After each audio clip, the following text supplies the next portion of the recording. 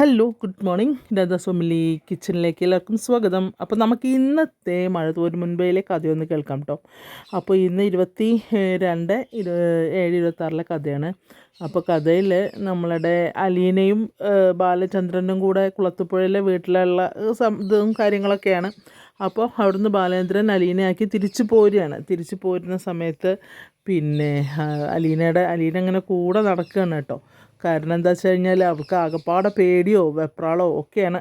അപ്പോൾ ബാലേന്ദ്രൻ പറയും, മോള് ഒന്നുകൊണ്ടും വിഷമിക്കണ്ട, എന്താവശ്യം ഉണ്ടെങ്കിലും അച്ഛനെ വിളിച്ചാൽ മതി എന്നൊക്കെ പറഞ്ഞ് സംസാരിക്കുന്നുണ്ട്. അപ്പോൾ രണ്ടോളും കൂടെ ഇങ്ങനെ സംസാരിക്കുന്നതൊക്കെ ശ്രദ്ധിച്ചിട്ട് ഇയാൾ വരുന്നുണ്ട്, നമ്മുടെ സ്റ്റാൻലി വരുന്നുണ്ട് അങ്ങോട്ട് കേട്ടോ.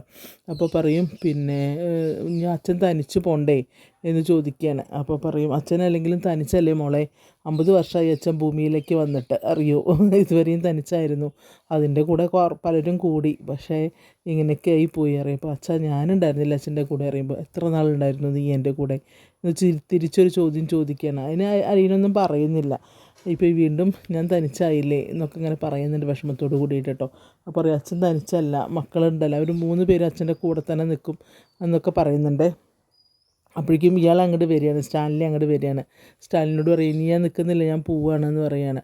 അപ്പോൾ ശരി എന്ന് പറയുന്നുണ്ട്. അപ്പോൾ പറയും, പിന്നെ ഞാൻ എൻ്റെ 3 വടിയാണ് താങ്കളെ ഏൽപ്പിച്ച് പോകുന്നത് എന്ന് പറയുന്നുണ്ട് കേട്ടോ. അപ്പോൾ ഇയാളൊന്നും മിണ്ടുന്നില്ല. കാരണം എല്ലാത്തിനും എനിക്ക് എൻ്റെ കൂടെ ഇവളുണ്ടായിരുന്നു, ഇപ്പം ഞാൻ തനിച്ചാണ് പോകുന്നത്, അതുകൊണ്ട് ഇവളുടെ കാര്യത്തിൽ നിങ്ങൾ നല്ല ശ്രദ്ധ വേണം. ഒരു കാര്യം ഞാൻ വീണ്ടും വീണ്ടും പറയുകയാണ്, നിങ്ങൾക്ക് ഇവളെ വേണ്ട എന്നുണ്ടെങ്കിൽ തീർച്ചയായിട്ടും നിങ്ങൾ എന്നെ ഒരൊറ്റ ഫോൺ കോൾ മതി, ഞാൻ വന്ന് കൊണ്ടുപോയിക്കോളാം എന്ന് പറയുന്നുണ്ട്. അപ്പോൾ അയാൾ അതിനും ഒന്നും ഉത്തരം പറയുന്നില്ല. അങ്ങനെ പോരുകയാണ്. അപ്പോൾ ഫസ്റ്റ് ഇയാളിങ്ങനെ നടക്കുകയാണ്, പുറത്തേക്ക് പോവുകയാണ് നമ്മുടെ ബാലചന്ദ്രൻ. അതിൻ്റെ ഇടയ്ക്ക് കുറേ ഡയലോഗുകളൊക്കെ ഉണ്ട് കേട്ടോ. അത്രയും സങ്കടമാണ് നമുക്ക് ആ ഡയലോഗുകൾ പറയാൻ. അപ്പോൾ പിന്നാലെ അലീന വരുന്നുണ്ട്, ഇടയ്ക്ക് ബാലേന്ദ്രൻ നിൽക്കും, അപ്പോൾ അലീന നിൽക്കും. അങ്ങനെ അവസാനം കാറിൻ്റെ അടുത്ത് വരെ എത്തുന്നുണ്ട്. അപ്പോൾ മോളെ ലഗേജുകൾ എടുത്ത് വെക്കണ്ടേ എന്ന് പറയുന്നുണ്ട്.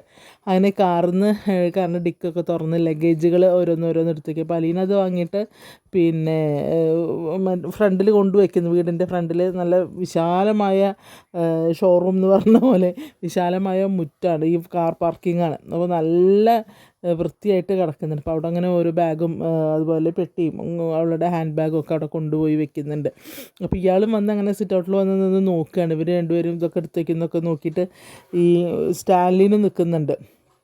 അപ്പോൾ പറയും, മോളെ ഞാൻ പോവുകയാണെന്ന് പറയാം. ചാച്ചൻ നീ തനിച്ച് ഇത് ഡ്രൈവ് ചെയ്യണ്ട അങ്ങോട്ട് എന്ന് പറയുമ്പോൾ, ഞാനെന്തായാലും ഇന്ന് ഇവിടുന്ന് പോവില്ല, ഞാൻ പുനലൂർ എവിടെയെങ്കിലും ഹോട്ടലെടുത്തിട്ട് ഞാൻ റൂമെടുത്ത് ഞാൻ തങ്ങും, കാരണം എനിക്ക് വയ്യ, നീ ഇല്ലാത്ത വീട്ടിലേക്ക് ഇന്ന് എനിക്ക് കയറി ചെല്ലാൻ പറ്റില്ല. കാരണം മക്കൾ ചോദിക്കും എന്നോട്, നിന്നെ കൊണ്ടാക്കി പോകുന്നല്ലേ എന്ന് ചോദിക്കുക, എനിക്കത് കേൾക്കാൻ വയ്യ മോളെ, ഒന്ന് നീ ഇല്ലാത്ത വീടാണ്, അങ്ങോട്ട് എനിക്ക് പോകുന്ന കാര്യം ചിന്തിക്കാൻ പോലും പറ്റുന്നില്ല എന്ന് പറയുന്നുണ്ട്. അപ്പോൾ അച്ഛൻ വിഷമിക്കല്ലേ എന്നൊക്കെ പറയുന്നുണ്ട് കേട്ടോ അലീന. അപ്പോൾ പറയും, വിഷമിക്കലെന്ന് പറഞ്ഞു കഴിഞ്ഞാൽ അത് അയാൾക്ക് വിഷമമാണ്. അപ്പോൾ പറയും, മോളെ ഞാൻ വീണ്ടും പറയുകയാണ്, നിനക്ക് എന്ത് ബുദ്ധിമുട്ടുണ്ടെങ്കിലും നീ അച്ഛനെ ഒറ്റ പ്രാവശ്യം ഒരു മിസ് കോൾ അടിച്ചാൽ മതി, അച്ഛൻ വന്ന് നിന്നെ കൊണ്ടുപോയിക്കോളാം എന്ന് പറയുന്നുണ്ട്. അങ്ങനെ അച്ഛനും മകളും കൂടെയുള്ള ആ സംഭാഷണം, ആ ഒരു എന്താ പറയുക, യാത്ര പറച്ചിലുണ്ടല്ലോ, സഹിക്കില്ല എൻ്റെ ഫ്രണ്ട്സ്, എൻ്റെ കൂട്ടുകാരെ, അത് നമ്മൾ ശരിക്കും അത് കാണണം. ഞാനിപ്പോൾ ഈ ഫോണിലായതുകൊണ്ടല്ലേ, എനിക്ക് എൻ്റെ ഒരു TV ഉണ്ട്, അത് ഫിറ്റ് ചെയ്തിട്ടില്ല ഇതുവരെ. ഞങ്ങളിപ്പോൾ അനിയത്തിയുടെ വീട്ടിലാണ് താമസിക്കുന്നത്, അപ്പോൾ ഇതുവരെ TV ഫിറ്റ് ചെയ്തിട്ടില്ല. അപ്പോൾ അത് ഞാൻ പറയുന്നത് എന്താ വെച്ചാൽ, അതാ TV നമ്മളത് കാണുമ്പോൾ നമുക്ക് സത്യം ചങ്ക് പൊട്ടിപ്പോവും. ആ ഒരു അച്ഛൻ്റെയും മകളുടെയും ആ ഒരു യാത്ര പറച്ചിൽ. അപ്പോൾ ഈ സ്റ്റാൻലിൻ പറയുന്നുണ്ട്, ഞാൻ വെറൊരു കെയർ ടേക്കർ മാത്രമാണ്, ശരിക്കും നിങ്ങളാണ് അവളുടെ യഥാർത്ഥ അച്ഛൻ, നിങ്ങളല്ലേ അവൾ ആദ്യമായിട്ട് അച്ഛനെന്ന് വിളിച്ചത്, അതുകൊണ്ട് നിങ്ങൾ തന്നെയാണ് അവളുടെ അച്ഛൻ, ഞാനല്ല, ഞാൻ വെറും കെയർ ടേക്കർ മാത്രമാണെന്ന് സ്റ്റാൻലിൻ പറയുന്നുണ്ട് കേട്ടോ. അപ്പം അതിനൊന്നും ബാലേന്ദ്രനൊന്നും മറുപടിയൊന്നും പറയുന്നില്ല. അങ്ങനെ പോവുകയാണ്. മോൾ പോട്ടെ മോളെ എന്ന് പറയുന്നുണ്ട്. യാത്രകളുണ്ട്, ഇനി ഒരുപാട് ദൂരം എനിക്ക് യാത്ര ചെയ്യാനുണ്ട്. അപ്പോൾ മോള് ഇവിടെ നിൽക്കുക, ഈ ഒരു വീട് സ്വന്തം വീട് പോലെ കരുതുക, ഇവിടുത്തെ കുടുംബാംഗങ്ങളെ സ്വന്തമായിട്ട് കാണുക എന്നൊക്കെ പറയുന്നുണ്ട് കേട്ടോ. അപ്പോൾ വിഷമമൊന്നും ഉണ്ടാവില്ല, സന്തോഷമായിട്ടിരിക്കുക എന്നൊക്കെ പറയണം. അപ്പോൾ ഇയാളുടെ ഫാമിലി അഞ്ചലിലാണ്, ഭാര്യ മക്കളൊക്കെ അഞ്ചലിലാണ് താമസിക്കുന്നത്. ഇത് അയാളുടെ പിന്നെ എന്താ പറയുക, എസ്റ്റേറ്റ് ബംഗ്ലാവാണ്. അപ്പോൾ എന്നാൽ ശരി ഞാൻ പോവുകയാണെന്നൊക്കെ പറഞ്ഞ് ഇയാൾ നമ്മുടെ ബാലേന്ദ്രൻ പോരുന്ന സമയത്ത് കാറ് എടുക്കുക. അപ്പോൾ അലീന അങ്ങനെ നിൽക്കുന്നുണ്ട്. അപ്പോൾ അച്ഛാ മരുന്ന് കഴിക്കണം, മരുന്ന് മറക്കാതെ കഴിക്കണം, അച്ഛനൊരു കാര്യം ഓർത്ത് വെക്കണം, അച്ഛനൊരു ഹൃദ്രോഗിയാണ്, കാരണം അച്ഛന് ഒരു രോഗമുള്ളതാണ്, അത് മറക്കരുത്. പിന്നെ മരുന്നുകളൊക്കെ ഞാൻ വാർഡ്രോബിൽ എടുത്ത് വെച്ചിട്ടുണ്ട്, ഞാൻ കൃഷ്ണമോളോടെല്ലാം പറഞ്ഞിട്ടുണ്ട് എന്നൊക്കെ പറയുന്നുണ്ട്. അപ്പോൾ ഇയാൾ ഇങ്ങനെ കണ്ണീരോടെ ചോദിക്കുക, കഴിഞ്ഞോ, ഇനി എന്തെങ്കിലുമൊക്കെ പറഞ്ഞ് ഏൽപ്പിക്കാനുണ്ടോ എന്നുള്ളതിലാണ് ചോദിക്കുന്നത്. അപ്പോൾ പറയാം ഇല്ല അച്ഛാ എന്ന് പറയും. എന്തൊക്കെയോ പറയണമെന്നുണ്ട് എനിക്ക്, പക്ഷേ എനിക്കൊന്നും പറയാൻ കിട്ടുന്നില്ല അച്ഛാ, കൊച്ചനോട് കുറേ നേരം ഇനിയും സംസാരിക്കണം എന്നുണ്ട് എന്ന് പറയാൻ അവൾ. അപ്പോൾ പോട്ടെ മോളെ സാരമില്ല എന്നൊക്കെ പറഞ്ഞ് ഇറങ്ങാണ്. അങ്ങനെ ബാലേന്ദ്രൻ കാറിലേക്ക് കയറാൻ വരുമ്പോഴും നമ്മൾ അനിയനെ ഇങ്ങനെ ദയനീയമായിട്ട് നോക്കുകയാണ് കേട്ടോ. അങ്ങനെ അയാൾ കാറെടുത്ത് അങ്ങനെ പോവുകയാണ്. കാറെടുത്ത് പോകുമ്പോൾ അയാൾക്ക് ഇങ്ങനെ കാണാം അലീന അങ്ങനെ നോക്കി നിൽക്കുന്നത്, സൈഡ് മിററിൽ കൂടെ അങ്ങനെ കാണാം. അത് കൂടെ അയാൾ ഇങ്ങനെ നോക്കി പതുക്കെയാണ് കാർ ഓടിക്കുന്നത്. പിന്നെ ഫ്രണ്ട് ആ വീടിൻ്റെ ഗേറ്റ് കിടക്കുന്നവരെ അയാൾ ആ മിററിൽ കൂടെ നോക്കുമ്പോഴൊക്കെ അവൾ ഇങ്ങനെ നോക്കി നിൽക്കുന്നുണ്ട് കേട്ടോ. അത് കഴിഞ്ഞ് ഇയാൾ പാസ് ചെയ്ത് കഴിഞ്ഞിട്ട് പിന്നെ അവളിങ്ങനെ തിരിഞ്ഞ് നിൽക്കുമ്പോൾ സ്റ്റാലിൻ അവിടെ നിൽക്കുന്നുണ്ട്. സ്റ്റാലിൻ വാ എന്ന് പറഞ്ഞിട്ട് വിളിക്കുന്ന സമയം ആൻ്റപ്പാ എന്ന് പറഞ്ഞ് വിളിക്കുന്നുണ്ട്. അപ്പോൾ ആൻ്റപ്പൻ ഓടി വരും. ഈ പെട്ടി സാധനങ്ങളൊക്കെ എടുത്ത് കൊണ്ടുപോയി റൂമിൽ കൊണ്ട് വെക്കുക എന്ന് പറയുമ്പോൾ ഏത് റൂമിലാ സാബ് എന്ന് നോക്കിയാണ് ആൻ്റപ്പൻ. ഇതുവരെ റൂം റെഡിയാക്കിയിട്ടില്ല, ഞാൻ പറഞ്ഞതല്ലേ നിങ്ങളോട് റൂം ശരിയാക്കണം എന്നുള്ളത്. ആ സാബ് എന്ന് പറയും. അപ്പോൾ പറയും എന്നാൽ കൊണ്ടുവയ്ക്കുകയെന്ന് പറയും. അതിൽ വരൂ മേം സാബ് എന്ന് പറഞ്ഞ ഇയാൾ വിളിക്കുക. അപ്പോൾ പറയും എന്നെ അങ്ങനെയൊന്നും വിളിക്കണ്ട കേട്ടോ, എന്നെ അലീന എന്ന് വിളിച്ചാൽ മതി എന്ന് പറയുകയാണ്. അപ്പോൾ റൂം കാണിച്ചു തന്നത് ഞാൻ കൊണ്ടുപോയിക്കോളാം എന്ന് പറയും. അത് എൻ്റെ പിന്നെ എടുത്തോളം എന്നറിയാം. അപ്പോൾ പറയും അത് ഭാരമല്ലേ വയ്ക്കുമ്പോൾ, ഇതിലും വലിയ ഭാരം ഞാൻ എടുത്തിട്ടുണ്ട്, അന്നൊന്നുമില്ലാത്ത ഭാരമൊന്നും ഇതിനില്ല എന്ന് പറയുകയാണ്. അപ്പോൾ അതിനൊന്നും ഇയാൾക്കൊന്നും അയാളാകാന്ന് ഒരുമാതിരി ഇതാവുകയാണ്, ഞെട്ടുകയാണ്. അപ്പോൾ പിന്നെ ഇവൾ പെട്ടി എടുത്തിട്ട് പറയും റൂം കാണിച്ചു തന്നത് ഞാൻ അങ്ങോട്ട് പോയിക്കോളാം എന്ന് പറയും. അങ്ങനെ ഈ പെട്ടിയൊക്കെ എടുത്തിട്ട് അവൾ നടക്കുമ്പോൾ മുകളിൽ അപ്സ്റ്റെയറിലാണ് റൂം ഉള്ളത്. അപ്പോൾ അങ്ങനെ അങ്ങോട്ട് കയറി ചെല്ലുന്നുണ്ട്. കയറി ചെന്ന് റൂം തുറക്കുമ്പോൾ റൂമെന്ന് ചെല്ലുമ്പോൾ മറ്റേ നെടുമ്പരിക്കൽ വീടിൻ്റെ 4 ഇരട്ടി ഉണ്ട് ഒരു റൂം വലിപ്പം. അവളുടെ ആ റൂമിനെക്കാട്ടിലും 4 ഇരട്ടി വലിപ്പത്തിലുള്ള ഒരു വലിയ കട്ടിൽ, കിടക്ക, അതുപോലെ സോഫ സെറ്റുകൾ നല്ല രാജകീയമായി ഒരുക്കി വെച്ചിട്ടുണ്ട്, എല്ലാം ഭംഗിയാക്കി വെച്ചിട്ടുണ്ട്. അപ്പോൾ അവൾ ഇതിങ്ങനെ കാണുമ്പോൾ അന്തം വിട്ട് നോക്കി നിൽക്കുകയാണ്. ലൈറ്റും കൂടെ ഓൺ ചെയ്യുമ്പോൾ അടിപൊളി റൂം. അപ്പോൾ അന്തം വിട്ട് നോക്കിയിട്ട് പറയും ഇതിലും ചെറിയ റൂമുണ്ടോ എന്ന് ചോദിക്കും. ഇത്ര വലിയ റൂമൊന്നും എനിക്ക് വേണ്ട, എനിക്ക് ചെറിയൊരു റൂം മതി അറിയാം. അപ്പോൾ അറിയാം ഇത് ഈ വീട്ടിലെ ഏറ്റവും ചെറിയ റൂമാണിത് എന്ന് പറയാണ്. അപ്പോൾ നോക്കുന്ന സമയത്ത് അപ്പോൾ പറയും ഇതൊന്നും വേണ്ട, എൻ്റെ ഈ സാധനങ്ങളൊക്കെ വെക്കാനും എനിക്കൊരു കിടക്കിട്ട് കിടക്കാനുള്ള സൗകര്യം മതി എന്ന് പറയാണ്. അപ്പോൾ പറയും ഇതാണ് മേം സാബ് ഇതാണ് ഈ റൂമാണ് റെഡിയാക്കാൻ പറഞ്ഞിരിക്കുന്നത് എന്ന് പറയുന്നുണ്ട്. അപ്പോഴേക്കും 2 പട്ടിക്കുട്ടികൾ അങ്ങോട്ട് ഓടി വരുന്നുണ്ട് കേട്ടോ. അപ്പോൾ അവർ വന്നിട്ട് ഇവളെ ഇങ്ങനെ മണത്ത് നോക്കുന്നുണ്ട്. ഇവളെ അടുത്ത് വന്ന് കിടക്കുന്നത്, ഇവളിങ്ങനെ നിൽക്കുകയാണ്. ഇവളടുത്ത് വന്നിട്ട് ഇങ്ങനെ കിടക്കുന്നുണ്ട്. അപ്പോൾ ഇവൾ പോയിട്ട് ഇങ്ങനെ നോക്കുമ്പോൾ നിങ്ങളെവിടെയാണ് കിടക്കുന്നത്, നിങ്ങളടുത്ത് തന്നെ ഒരു റൂം മതി എനിക്ക് എന്ന് പറയുമ്പോഴേക്കും സ്റ്റാൻലിൻ അങ്ങോട്ട് വരുന്നുണ്ട്. അപ്പോൾ ഇയാൾ ഒരു വാർഡ്രോബ് കാണിക്കുന്നത്, അതിൽ വെച്ചാൽ മതി സാധനങ്ങൾ എന്നൊക്കെ പറഞ്ഞിട്ട് കാണിച്ചു കൊടുക്കുന്നുണ്ട് കേട്ടോ. അപ്പോൾ അയാൾ വന്നിട്ട് പറയും പിന്നെ ആൻ്റപ്പാ ഈ റൂമിലേക്ക് വേണ്ട എല്ലാ കാര്യങ്ങളും ആൻ്റപ്പൻ ചെയ്യണം, എന്തായാലും ഇതിലെന്താ വേണ്ടത് വെച്ചാൽ അതൊക്കെ ചെയ്യുക. ഒരു TV ഫിറ്റ് ചെയ്യണം, അതുപോലെ മോൾക്ക് വേണ്ട മോളെന്ന് പറയുന്നത് അലീന എന്ന് തന്നെ പറയുന്നുള്ളൂ ഇയാൾ. അലീനക്ക് വേണ്ട എന്താണ് കോസ്മെറ്റിക്കിൻ്റെ ഒരു ലിസ്റ്റ് തന്നെ എടുക്കണം, ഡ്രസ്സുകൾ എന്തൊക്കെയാണ് വേണ്ടത് അതൊക്കെ തയ്യാറാക്കണം എന്നൊക്കെ പറയുമ്പോൾ ശരിയാക്കാമെന്ന് പറയുകയാണ് ഇയാൾ.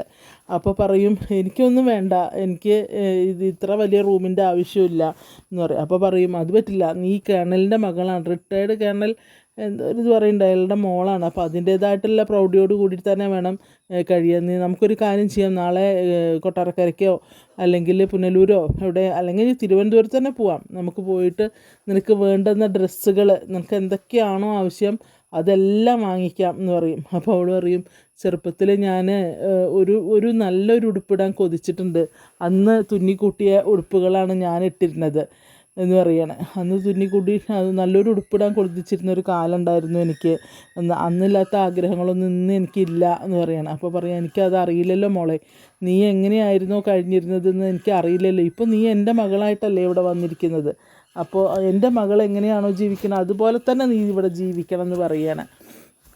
അങ്ങനെ അത് കഴിഞ്ഞിട്ട് ഇയാൾ അങ്ങോട്ട് പോവുകയാണ് കേട്ടോ. പോകുമ്പോൾ ആൻ്റപ്പനോട് പറയുന്നുണ്ട് എന്താ കുട്ടിക്ക് ഈ വീട് മുഴുവൻ മൊത്തം കാണിച്ചു കൊടുക്കണം, നമ്മളുടെ റൂമുകൾ, വീടിൻ്റെ സിറ്റ് ഔട്ട്, ബാൽക്കണി, അതുപോലെ കിച്ചൺ എല്ലാം മോളെ നടന്ന് കാണിച്ചു കൊടുക്കണം എന്ന് പറഞ്ഞിട്ട് ഇയാൾ അങ്ങോട്ട് പോവുകയാണ്.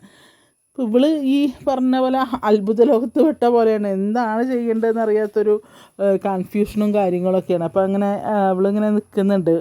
ഇയാളാണെങ്കിൽ വിധേയനായിട്ട് എന്ത് ചെയ്യാൻ എന്താണോ പറയുന്നത് അത് ചെയ്തു കൊടുക്കാൻ വേണ്ടിയിട്ട് ആൻ്റപ്പനും നിൽക്കുന്നുണ്ട്. അപ്പോൾ ഈ ആൻ്റപ്പനും എന്താ വെച്ചാൽ അങ്ങനെ പറഞ്ഞുകൊണ്ടേ ഇരിക്കണം, അത് ചെയ്യ്, ഇത് ചെയ്യ്, അത് ചെയ്യ്, ഇത് ചെയ്യുന്നിങ്ങനെ പറഞ്ഞുകൊണ്ടിരിക്കണം. അത് മാത്രമേ അയാൾ ചെയ്യുന്നുള്ളൂ. അതാണ് ഏറ്റവും വലിയ തമാശ. അങ്ങനെ അവിടുന്ന് ഇവർ പോവുകയാണ് കേട്ടോ. മറ്റേ അല്ല, അത് കഴിഞ്ഞ് പിന്നെ കാണിക്കുന്നത് നമ്മളുടെ ബാലേന്ദ്രൻ കാറിങ്ങനെ ഓടിക്കും. അപ്പോൾ ആ സ്ഥലത്ത് കുളത്തുപുഴയുടെ ആ ഒരു ഭംഗി, മറ്റേ നമ്മളുടെ കുളത്തുപുഴ തന്നെ ആയിരിക്കാം ലൊക്കേഷൻ തോന്നുന്നു. അപ്പോൾ എന്തൊരു ഭംഗി അത് കാണാനറിയാം. ആ പള്ളിയും കാര്യങ്ങളും അതിൻ്റെ ചുറ്റുള്ള തേയിലത്തോട്ടങ്ങളും ഒക്കെ കാണാൻ അടിപൊളി, ഇത് രസമാണെന്നറിയോ കാണാൻ. അപ്പോൾ അതിങ്ങനെ ആ വ്യൂ ആണ് കാണിക്കുന്നത് കേട്ടോ. അങ്ങനെ ബാലേന്ദ്രൻ പക്ഷെ കരയാണ്. ആളിങ്ങനെ ഡ്രൈവ് ചെയ്യുമ്പോൾ കരഞ്ഞാണ് ഡ്രൈവ് ചെയ്യുന്നത്, സങ്കടം വരുന്നുണ്ട്. അങ്ങനെ പുള്ളി ഒരു സൈഡിൽ വണ്ടി ഒതുക്കി നിർത്തിയിട്ട് പിന്നെ അങ്ങനെ കണ്ണടച്ചിരിക്കുകയാണ് സങ്കടം കൊണ്ട് കേട്ടോ. അത് കഴിഞ്ഞ് പിന്നെ കാണിക്കുന്നത് നമ്മളെ മനു വിളിക്കുന്നതാണ്, ബാലചന്ദ്രനെ മനു വിളിക്കുന്നതാണ്. അപ്പോൾ പറയാം, മനു എന്തൊക്കെ നീ എവിടെ എന്ന് ചോദിക്കുന്നത്. അപ്പോൾ അങ്കിളെ കുളത്തുപുഴയിൽ നിന്ന് പോന്നോ എന്ന് ചോദിക്കുന്നുണ്ട്. ഞാൻ പോന്നിട്ടേ ഉള്ളൂ, ഇറങ്ങിയിട്ടേ ഉള്ളൂ എന്ന് ചോദിക്കുക. നീ എവിടെയെന്ന് ചോദിക്കുമ്പോൾ ഞാൻ ഇവിടെ ഉണ്ട്, കടപ്പാട്ടൂർ വീട്ടിലുണ്ട് എന്ന് പറയും. അപ്പോൾ നീ അവിടെ ഉണ്ടോ, നന്നായി, പിള്ളേരൊറ്റയ്ക്കല്ലേ ഉള്ളൂ, നന്നായി എന്ന് പറയും. അപ്പോൾ അല്ല, ഞാൻ ഒറ്റയ്ക്കല്ല, എൻ്റെ കൂടെ ആൻറ്റി ഉണ്ട്, ഞാൻ ആൻറ്റിയെ കൊണ്ടാക്കാൻ വേണ്ടി വന്നതാണെന്ന് പറയും. ഓ, വൈജ വന്നിട്ടുണ്ട് അവിടെ എന്ന് വയ്ക്കുമ്പോൾ ആൻറ്റിയെ കൊണ്ടാക്കാൻ വന്നിട്ടുണ്ട്. ആൻറ്റി പിന്നെ മെയിൻ ശത്രുവിനെ ഒഴിവാക്കിയതല്ലേ, ഇപ്പോൾ ഇതേ കളം കളം തിരിച്ചു പിടിച്ചിരിക്കുകയാണ് എന്ന് പറയും. തിരിച്ചു പിടിക്കട്ടെ, താൽക്കാലിക വിജയമല്ലേ, നടക്കട്ടെ, ബാക്കിയൊക്കെ ഞാൻ അങ്ങോട്ട് എത്തട്ടെ എന്ന് പറയും. അങ്കിളിന്ന് വരുന്നുണ്ടോ ചോദിക്കുമ്പോൾ ഇന്ന് ഞാൻ വരില്ല, ഞാൻ നാളെ എത്തുള്ളൂ, ഞാനിന്ന് ഇവിടെ എവിടെയെങ്കിലും സ്റ്റേ ആണ്, നാളെ വരുള്ളൂ എന്ന് പറയുന്നുണ്ട്. അപ്പം ഓക്കെ എങ്കിൽ അങ്കിള് വാ എന്ന് പറയുകയാണ്. അപ്പോൾ മനുവിന് പുള്ളിയുടെ കാര്യത്തിൽ അങ്കിളെ ഒറ്റയ്ക്കല്ലേ ഡ്രൈവ് ചെയ്ത് നിൽക്കുമ്പോൾ അതേടാ കുഴപ്പമില്ല, ഞാൻ എവിടെയെങ്കിലും സ്റ്റേ ചെയ്തിട്ട് നാളെ എത്തുള്ളൂ എന്ന് പറയുകയാണ്. അപ്പോൾ വൈജ വന്നു തിരിച്ചെത്തി എന്ന് പറഞ്ഞതോടുകൂടി അയാളുടെ പവർ മുഴുവൻ പോയത്, അത് തിരിച്ചു വരികയാണ് നമ്മുടെ. കാരണം ഇനി അവളോടുള്ള ഫൈറ്റാണ്, വൈജയോടുള്ള ഫൈറ്റാണ് ഇനി നമ്മൾ കാണാൻ പോണത്. അങ്ങനെ നമ്മളെ ബാലചന്ദ്രൻ അന്ന് പുനലൂർ സ്റ്റേ എന്നാണ് പറഞ്ഞത് കേട്ടോ. ഓക്കെ, അപ്പം നമ്മളുടെ ഈ മഴ തോരും മുമ്പേ എന്നുള്ള സീരിയലിൻ്റെ കഥ ഇന്നത്തെ കുറേ ഡയലോഗുകളും ഒക്കെ ഉണ്ട്. നമുക്കത് എന്താ പറയുക വെച്ചാൽ നമുക്കത് പറയാൻ കഴിയില്ല, അത്രയും സങ്കടമായിട്ടുള്ള രംഗങ്ങളാണ്. ശരിക്കും ഉണ്ടല്ലോ, ഈ ബാലചന്ദ്രനും അലീനയും എന്നുള്ള ഈ കഥാപാത്രങ്ങൾ ജീവിക്കുകയാണ് സീരിയലിൽ. അത് നമുക്കത് ശരിക്കും നമ്മളെ ഇത്രയും മനസ്സിൽ വിങ്ങലുണ്ടാക്കുന്നൊരു സീരിയൽ ഇല്ല എന്ന് തന്നെ പറയാം. അതാണ് ഏഷ്യാനെറ്റിലെ ഏറ്റവും നല്ല സീരിയലാണ് കേട്ടോ, മറക്കില്ല. അതുപോലെ നമ്മളുടെ അലീനയോട് താങ്ക്സ് പറയുന്നുണ്ട്, മോളെ താങ്ക്സ്, എല്ലാത്തിനും നന്ദിയാണ്. കാരണം അയാളുടെ കുടുംബത്തിനെ അയാൾ തിരിച്ചു പിടിച്ച് കൈ കൊടുത്തിട്ടാണ് അവൾ പോന്നിരിക്കുന്നത്. അതുകൊണ്ട് എല്ലാത്തിനും നന്ദി പറയുന്നുണ്ട് ബാലചന്ദ്രൻ. അത് പറഞ്ഞിട്ടാണ് അവിടുന്ന് പോരുന്നത്. പിന്നെ ഇവിടെ വൈജ വെറും ഒരു വേലക്കാരിക്ക് എന്തിന് 15 ലക്ഷത്തിൻ്റെ സ്വർണം വാങ്ങി കൊടുത്തു, പിന്നെ എത്രയോ രൂപയുടെ സാരി ഡ്രസ്സുകൾ എന്തിനു വാങ്ങി കൊടുത്തു, അതിൻ്റെയൊക്കെ കണക്ക് ബോധിപ്പിക്കാൻ വേണ്ടി 7,000 ചില്ലാനത്തിൻ്റെ സാരിയും ബ്ലൗസുമാണ് അത്ര നമ്മുടെ അലീനയ്ക്ക് കൊടുത്തിരിക്കുന്നത്. അത് എന്തിനാണ്, എന്ത് കണക്കാണത്, ആ കണക്ക് എവിടെ ഉൾക്കൊള്ളണം, ഇതൊക്കെയാണ് എനിക്ക് അറിയേണ്ടതെന്നും പറഞ്ഞാൽ അവിടെ വെളിച്ചപ്പാട് തുള്ളുന്നുണ്ട് എന്തായാലും. അപ്പോൾ എല്ലാ തുള്ളലും ഇപ്പോൾ നിൽക്കും. ബാലേന്ദ്രൻ തിരിച്ച് വീട്ടിലെത്തി കഴിഞ്ഞ് കഴിഞ്ഞാൽ ഈ മക്കൾക്ക് വേണ്ടി അയാൾ ക്ഷമിക്കുമെന്ന് അറിയില്ല. എന്തായാലും കാണാൻ പോണ പൂരല്ലേ, നമുക്ക് കണ്ടു തന്നെ കാണാം. ഓക്കെ, പറഞ്ഞേക്കണ്ട, കാണാം, അതാണ്. ഓക്കെ, അപ്പോൾ എല്ലാവർക്കും എൻ്റെ കഥ ഇഷ്ടപ്പെടുകയാണെങ്കിൽ നിങ്ങളൊന്ന് സബ്സ്ക്രൈബ് ചെയ്യാത്തവരാണെങ്കിൽ ഒന്ന് സബ്സ്ക്രൈബ് ചെയ്ത് ബെല്ലൈക്കണൊക്കെ അമർത്തി ലൈക്കൊക്കെ ചെയ്ത് നമ്മളൊന്ന് സപ്പോർട്ട് ചെയ്യാൻ മറക്കരുതേ. അപ്പോൾ എല്ലാവർക്കും നല്ലൊരു ദിവസം ആശംസിച്ചിട്ട് നിർത്തുന്നു. Thank you.